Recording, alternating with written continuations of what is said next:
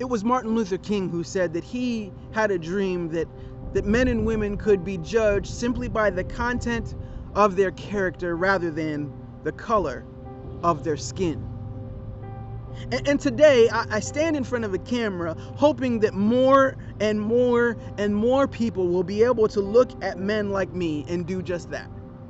To judge me by the content of my character rather than just the color of my skin. And sometimes for you to acknowledge me, you must first acknowledge my journey. You see, the content of my character was formed through my life experiences. Where I've been, what I've done, how I've grown, how I've been shaped and matured, all of those things go into the content of my character. And the truth is that this brown skin has played a role in that very character. You see, I have had a history like everybody else, good things and bad things. And some of the bad things in my life I brought upon myself. My bad decisions and my bad choices and my bad attitude. I have caused problems in my life. But sometimes I had to overcome problems just because the problem was their perception of this. And the truth is that sometimes people say things like, well, I don't see race. I'm colorblind. Well, you personally may be colorblind. But you see, real colorblindness, a person can still see thousands of shades of color. And when a person has regular standard vision, they can see up to 1 million shades of color. So there's thousands or there's millions. And if you're saying that you can't see that I have dark skin, that's not you showing me you see less shades. That just comes off as being a little shady. Sometimes unintentionally, when people are trying to even the playing field and they're trying to bring forth equality in the way that they see everyone around them, they say statements like that, and it comes from a place of love and even a place of integrity and a place of honesty. I've met so many people who said things like that and they meant no harm, they meant good by it. But the truth is, sometimes I need you to acknowledge that my pigment itself has its own story.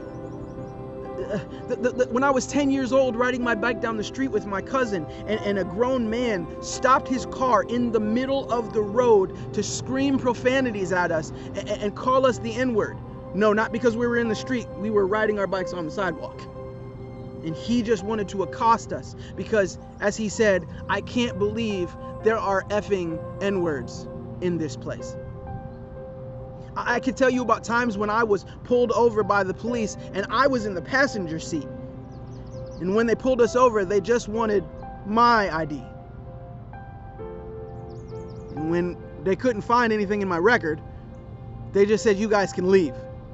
I could tell you about times when I've been pulled over doing nothing wrong, driving the speed limit, no issues, no problems at all. And I was kept for a while, multiple cops, hand on the gun.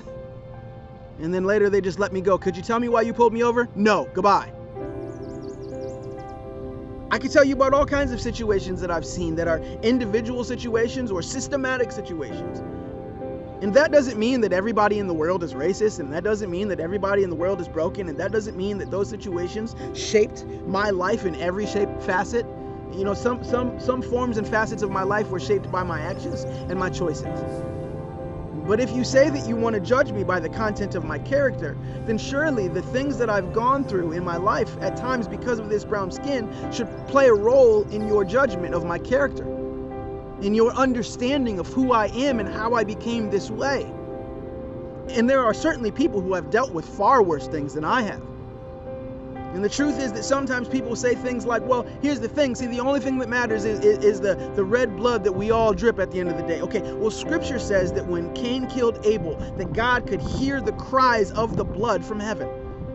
And so when we see injustice, when we see brown and black bodies that are killed, and even if sometimes they did wrong things, the punishment did not feel the crime. Let's put it this way. The red blood that dripped out was heard. The red blood mattered, and the red blood had a story that sometimes was beyond red. Sometimes the fear in men the intimidation in men, the worry in men is because of preconceived conditions, preconceived understandings, preconceived notions, preconceived bias. People are human. And that doesn't mean that just because we see in front of us injustice happen, that it means that every person who represents us is unjust. There are police officers who fight for the black bodies and the white bodies and the tan bodies. There are people who are police officers who are first responders, and they would do anything for anyone at a moment's notice because they have good heart and they have integrity and they care about justice. There are beautiful people that I am so thankful for. I grew up in a family where when we would see a police officer walking down the street, we would just say thank you. I grew up in a household when we saw a person from the military walking down the street, we would just say thank you for your service. I grew up in that kind of house. So can we get to a point in our lives where we say that not all of anything is bad? No. We need the police. We need the people who come in to save the day, but that doesn't mean that everybody who's ever done it always made the right choices and right decisions. It doesn't mean that people didn't ever have personal bias just because they were willing to do the right thing for their neighborhood or for their city or for their state. Sometimes people do the right thing but still have bad motives, or do the right thing but still have just bad judgment at times. And the real importance of this is just that I'm hoping that we can get people to the point where they can acknowledge that saying that you're colorblind is not helpful. The truth is that if you are colorblind, you can see thousands of shades. So if I was standing next to a white person, you would know that we didn't have the same color skin. So are you colorblind, or are you just closing your eyes? I wanted to get on a camera today because I'm thinking today about times in my life working as a teenager, white guys walking into the job that I worked in, threatening me while I'm just mopping the floor because they didn't like a black guy being in the place where they were at.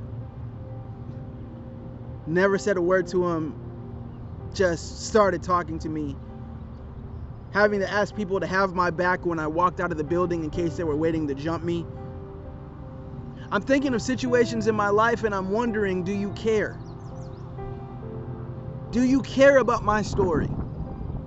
Do you care about my journey? Do you care? If you do, then if you've got white friends, black friends, white coworkers, black coworkers, start asking them their story instead of assuming their story. Start asking them for their experiences instead of just assuming what their experiences were. And then if their experiences don't look like your experiences, don't try to just put them in the shape and in the nice cardboard box that fits your interpretation. Sometimes for me to grow, I need to stretch in uncomfortable ways, and that may mean acknowledging that there are parts of life that you have not had to deal with or live with. Some of the most loyal and beautiful, heartfelt people I've ever met were white.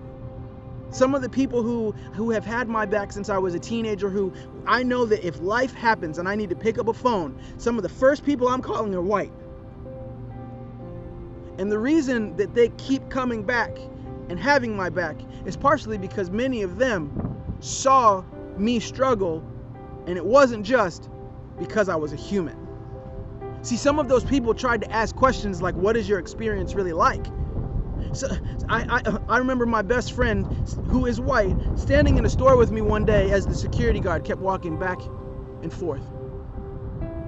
And then eventually the employees started coming down the aisles that we were standing in. And as they were standing there, they would peek over to the side. And my friend said, what's happening here? Why are all these people like coming down here? Is this really because you're black? And I was like, oh, you caught on. Good for you. I didn't know how long it would take you to figure it out. Yeah, this is just called shopping. And this was before the dreadlocks. I had short hair.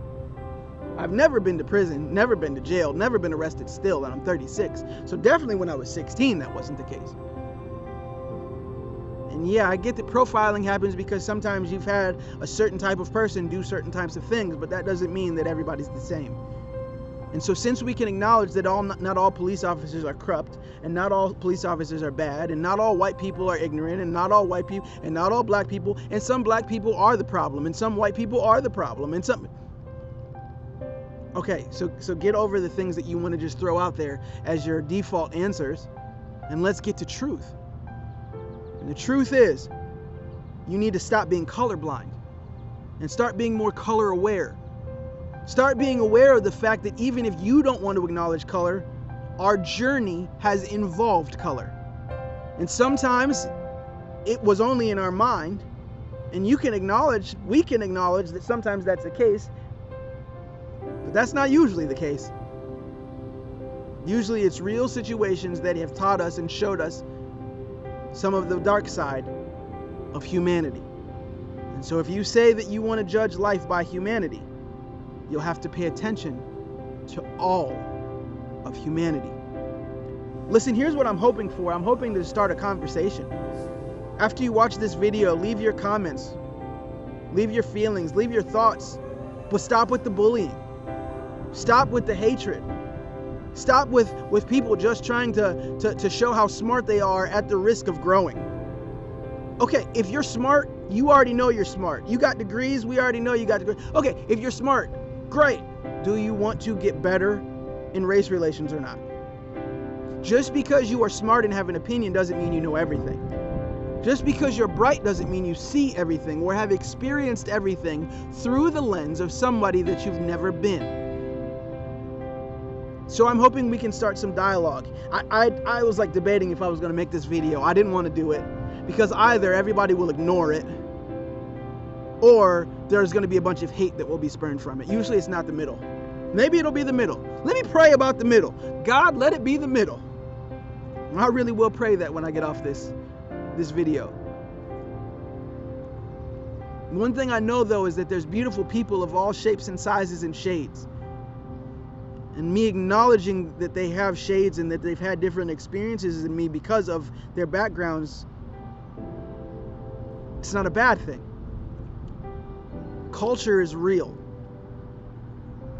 And we need to start embracing what culture is and culture was, so that we have a way to improve what culture can be. That's it. I said a bunch. I hope it made a difference. I hope you heard me. I'm done.